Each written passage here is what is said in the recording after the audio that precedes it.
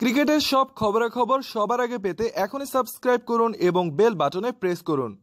One day সিরিজে white wash হওয়ার পর টেস্ট সিরিজের প্রথম দুই ম্যাচে টানা কিউইদের বিপক্ষে পরাজিত হয়েছে বাংলাদেশ।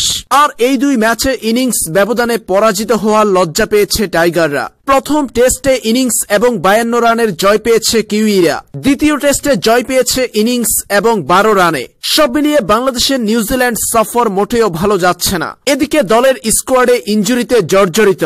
সেরা তারকাদের ইনজুরির কারণে কিউইদের বিপক্ষে দুর্দশায় পড়েছে বাংলাদেশ।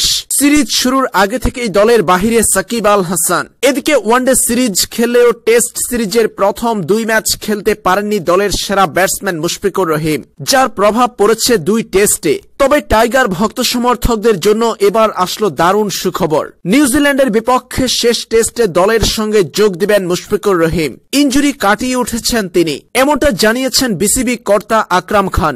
মুশফিকুর রহিমের ফেরা প্রসঙ্গে তিনি বলেন, মুশফিক তৃতীয় টেস্টে ফিরবে। এরই মধ্যে সে ইনজুরি কাটিয়ে উঠেছে। আশা করছি তার খেলাতে কোনো বাধা পড়বে না। এদিকে এরই মধ্যে টেস্ট সিরিজও হারিয়ে ফেলেছে বাংলাদেশ।